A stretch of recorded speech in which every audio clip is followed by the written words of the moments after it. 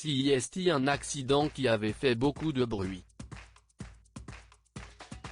Le 9 mars 2015, lors du tournage de Drop, une nouvelle émission de télé-réalité qui devait être diffusée sur TF1, 10 personnes ont perdu la vie dans le crash de 2 hélicoptères en Argentine.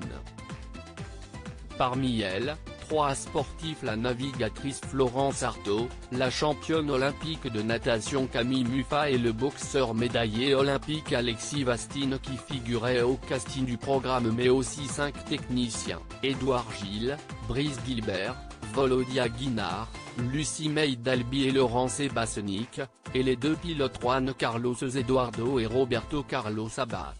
Suite à ce terrible drame, une enquête pénale avait été ouverte en France alors que les familles des victimes réclamaient des dommages à Alp, le producteur de l'émission.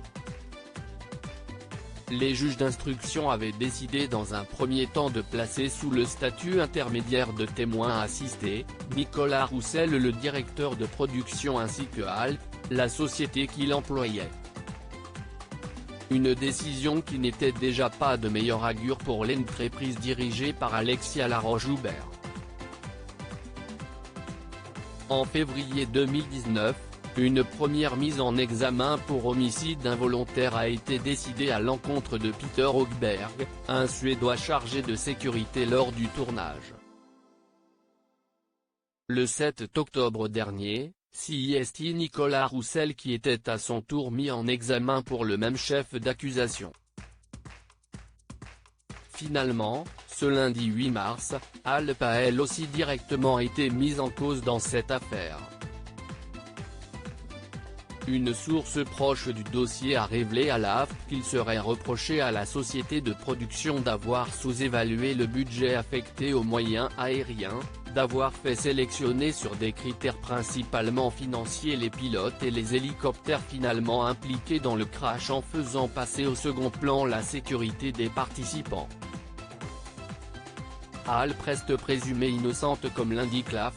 Les avocats d'Alp ont tenu à rappeler que la société reste présumée innocente et que cette décision n'agit en aucun cas comme une reconnaissance de culpabilité.